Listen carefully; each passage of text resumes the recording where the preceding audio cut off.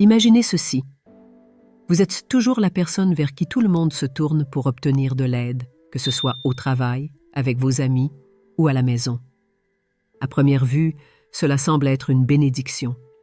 Vous êtes apprécié, nécessaire, peut-être même admiré pour votre capacité à être toujours présent pour les autres. Mais derrière ce voile de satisfaction se cache un danger insidieux. La gentillesse excessive, motivée par le besoin constant de plaire ou d'éviter les conflits, peut devenir un piège pour votre bien-être personnel.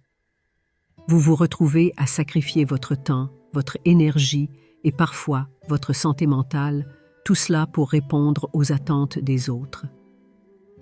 Ce besoin de plaire à tout prix peut obscurcir la vérité de vos propres désirs et besoins, vous empêchant de croître et de vous épanouir en tant qu'individu. C'est ici que la gentillesse, au lieu d'être une force positive, commence à vous faire du tort. La gentillesse devrait être une source de joie, un échange d'énergie positive entre les gens. Pourtant, lorsque cette bienveillance est mal dirigée ou dénuée de conscience de soi, elle peut mener à des situations où vous vous sentez obligé de donner plus que ce que vous avez à offrir.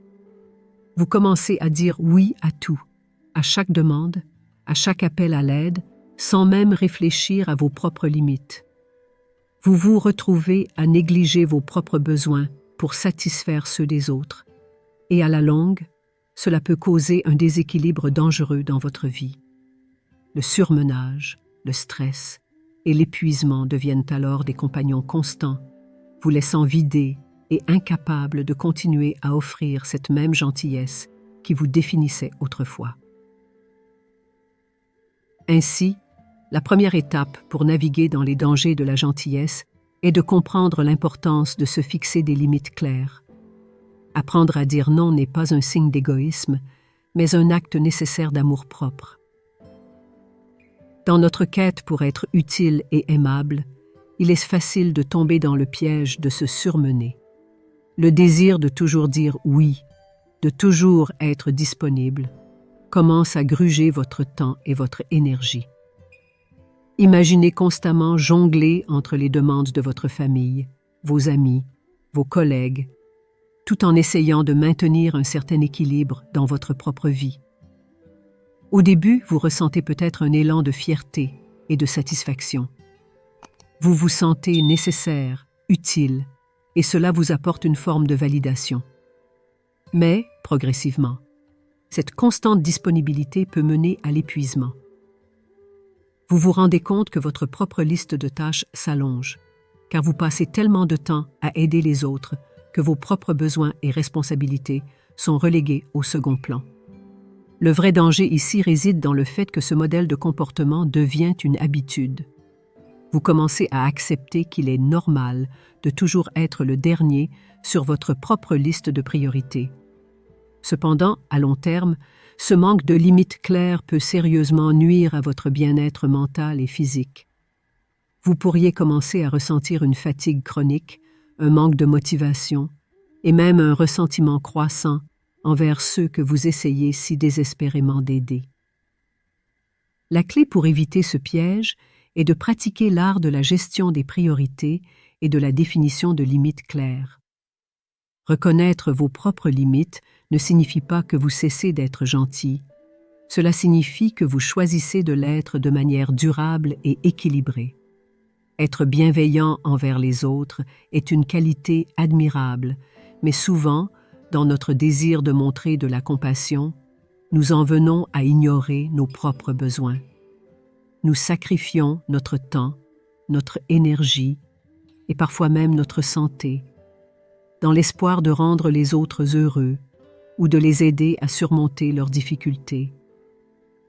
Mais que se passe-t-il lorsque nous nous oublions dans ce processus? En négligeant nos propres besoins fondamentaux, comme le sommeil, l'alimentation ou même le temps de relaxation, nous risquons de créer un terrain fertile pour le stress, l'anxiété et l'épuisement. Ce qui commence comme un simple acte de gentillesse peut rapidement devenir un mode de vie autodestructeur si nous ne faisons pas attention à maintenir un équilibre sain. Dans cet effort constant pour être là pour les autres, nous devons nous rappeler que l'auto-soin est tout aussi crucial. Pensez à la règle de sécurité de l'avion qui dit que vous devez mettre votre propre masque à oxygène avant d'aider les autres. Cela ne pourrait pas être plus vrai dans la vie quotidienne. Vous ne pouvez pas être véritablement utile aux autres si vous êtes constamment épuisé ou malade. Prendre le temps de prendre soin de soi, de se reposer et de se ressourcer n'est pas un acte d'égoïsme, mais un investissement dans votre capacité à continuer à être bienveillant. Trouvez un équilibre entre le don de vous-même et l'attention à vos propres besoins, et vous découvrirez une nouvelle manière de pratiquer la gentillesse qui vous permet de grandir et de prospérer tout en aidant les autres. La gentillesse est souvent perçue comme une force, une qualité qui attire et qui consolide les relations. Cependant, il existe un revers à cette médaille. Dans certains cas, votre gentillesse peut être interprétée comme une faiblesse, une porte ouverte pour ceux qui cherchent à en profiter. Vous pourriez commencer à remarquer que certaines personnes dans votre vie ne sont pas là pour des relations équilibrées ou pour un soutien mutuel, mais plutôt pour tirer profit de votre générosité. Que ce soit sous forme de demandes incessantes de faveurs, d'emprunts d'argent sans intention de remboursement, ou même d'une attente implicite que vous couvriez toujours les erreurs des autres, il devient évident que votre gentillesse est exploitée. Il est important d'apprendre à repérer ces signes et à établir des limites claires pour protéger votre propre bien-être. Dire non à quelqu'un qui cherche à profiter de vous ne fait pas de vous une mauvaise personne. En fait, c'est un acte de gentillesse envers vous-même. En fixant des limites et en étant clair sur ce que vous êtes prêt à accepter ou non, vous montrez aux autres que votre gentillesse n'est pas synonyme de faiblesse, mais d'une force consciente et intentionnelle. Cela encourage également des relations plus équilibrées, où chacun donne et reçoit de manière juste et équitable. En étant vigilant sur les motivations des autres et en faisant preuve de discernement, vous pouvez continuer à être gentil sans vous laisser exploiter. L'une des manières les plus subtiles dont la gentillesse peut devenir problématique est lorsqu'elle commence à encourager des comportements négatifs ou irresponsables chez les autres. Par exemple, imaginez un ami ou un membre de la famille qui fait constamment de mauvais choix, sachant que vous serez toujours là pour le sortir de ses ennuis. À chaque fois que vous intervenez pour aider, même si vos intentions sont bonnes, vous lui donnez inconsciemment la permission de continuer dans la même voie, sans affronter les conséquences de ses actes. Ce type de comportement, souvent appelé facilitation, ne fait qu'empêcher les autres d'apprendre de leurs erreurs et de grandir en tant qu'individus. Il est crucial de trouver un équilibre entre le soutien et l'encouragement d'un comportement indépendant.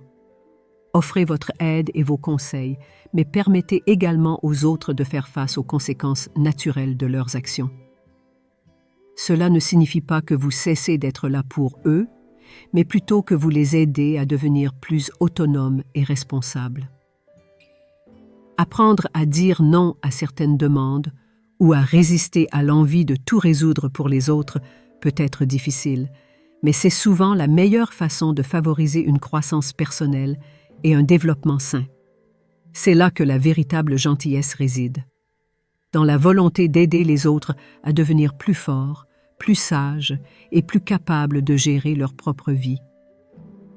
Il peut sembler contre-intuitif, mais en étant constamment disponible pour résoudre les problèmes des autres, vous pouvez créer une dépendance chez eux. Au début, il semble gratifiant d'être l'épaule sur laquelle tout le monde s'appuie. Mais avec le temps, cela peut se transformer en un fardeau lourd à porter. Les gens commencent à s'attendre à ce que vous soyez toujours là pour eux, et cela peut conduire à une situation où ils ne prennent plus l'initiative de résoudre leurs propres problèmes. Ils deviennent dépendants de votre aide et de votre soutien, et cela les empêche de développer leurs propres compétences pour naviguer dans les défis de la vie. Pour éviter de créer cette dépendance, Il est essentiel de fixer des limites claires et d'encourager l'autonomie. Au lieu de fournir des solutions toutes faites, guidez les autres à travers le processus de prise de décision, encouragez-les à trouver leurs propres réponses et à développer leur confiance en leurs capacités. Cela ne signifie pas que vous cessez d'être un soutien, mais que vous choisissez d'être un soutien d'une manière qui favorise la croissance personnelle plutôt que la dépendance. Ce faisant, vous aidez à créer des relations plus équilibrées et des individus plus forts, capables de faire face à leurs propres défis avec résilience et indépendance. Être constamment à l'écoute et émotionnellement disponible pour les autres peut sembler une belle manière de montrer de la compassion. Mais il y a un coût à cette ouverture émotionnelle permanente. Être le confident de tout le monde, l'oreille attentive à tous les problèmes, peut vite devenir épuisant. Vous commencez à porter non seulement vos propres émotions, mais aussi celles de tous ceux qui vous entourent.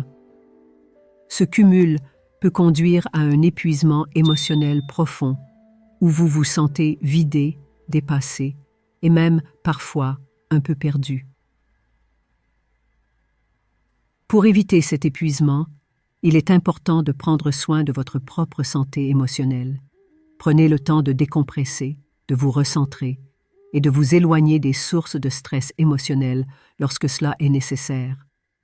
Intégrez des pratiques de bien-être dans votre routine quotidienne, comme la méditation, le yoga, ou même simplement prendre le temps de respirer profondément et de relâcher la tension. Se rappeler que vous ne pouvez pas toujours être le roc pour tout le monde est essentiel. Vous avez également besoin de temps pour vous reposer et vous ressourcer. En prenant soin de votre propre bien-être émotionnel, vous pouvez être mieux préparé à offrir un soutien authentique et durable à ceux qui en ont besoin sans vous épuiser.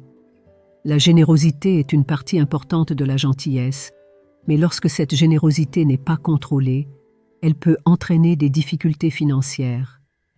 Donner de l'argent, faire des dons fréquents ou acheter des cadeaux pour montrer votre affection sont des gestes magnifiques, mais ils peuvent devenir un fardeau si vous ne gérez pas vos ressources avec sagesse. Vous pourriez commencer à ressentir une pression financière car vous vous retrouvez à donner plus que ce que vous pouvez raisonnablement vous permettre. Cette pression peut créer du stress, de l'inquiétude et même un sentiment de ressentiment. Pour éviter ces problèmes, il est crucial de gérer votre générosité de manière stratégique. Établissez un budget qui inclut une allocation pour les dons et les cadeaux, mais veillez à ce que vos propres besoins financiers soient satisfaits en premier.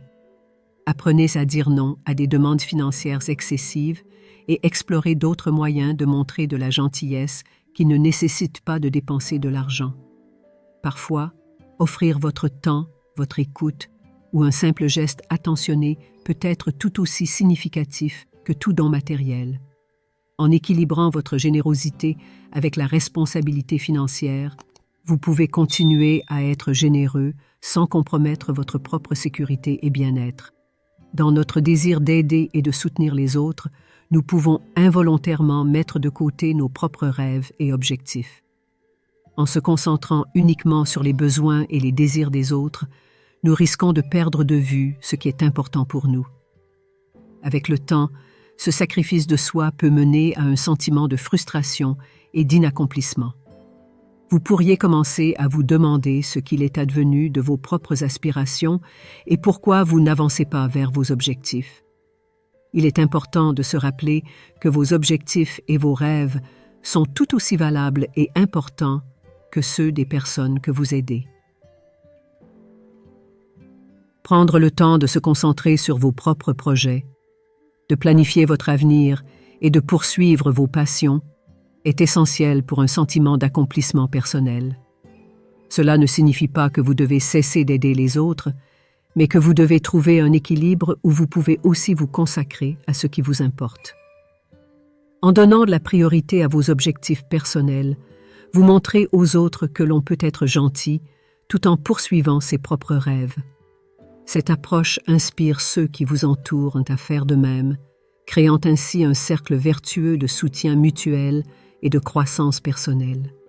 Enfin, Un danger sous-estimé de la gentillesse est l'impact potentiel sur vos relations. Être toujours celui qui donne, soutient et sacrifie peut créer un déséquilibre dans vos relations, où vos propres besoins et sentiments sont négligés. Vous pourriez commencer à ressentir un manque d'appréciation ou un sentiment d'être pris pour acquis. Ce déséquilibre peut mener à des tensions et à une insatisfaction croissante, où vous commencez à ressentir un ressentiment envers ceux que vous essayez d'aider. Pour maintenir des relations saines, il est essentiel de favoriser une communication ouverte sur les besoins et les attentes. Faites savoir à vos proches lorsque vous avez besoin de soutien ou lorsque quelque chose vous dérange. Cela crée une dynamique plus équilibrée où chacun se sent valorisé et soutenu. Fixer des limites est également crucial. Assurez-vous de ne pas donner au point de négliger votre propre bien-être. En prenant le temps de vous occuper de vous-même et en établissant des attentes claires, vous évitez le ressentiment et vous assurez que votre gentillesse ne devienne pas un fardeau. En conclusion, la gentillesse est une qualité puissante et magnifique, mais elle doit être équilibrée par des soins personnels et une conscience de soi. En comprenant les dangers potentiels d'une gentillesse non maîtrisée, nous pouvons naviguer nos relations et nos vies avec plus de sagesse et de discernement. En fixant des limites, en priorisant nos propres besoins et en encourageant le respect mutuel, nous pouvons pratiquer une gentillesse authentique et durable. Si vous avez trouvé cette vidéo utile et souhaitez en apprendre davantage sur la manière de mener une vie équilibrée et épanouissante grâce aux enseignements et à la sagesse bouddhiste, abonnez-vous à notre chaîne. Nous partageons régulièrement des conseils et des idées pour vous aider à grandir et à prospérer. Merci de nous avoir rejoints et nous espérons partager plus avec vous sur votre chemin vers une vie plus consciente et compatissante.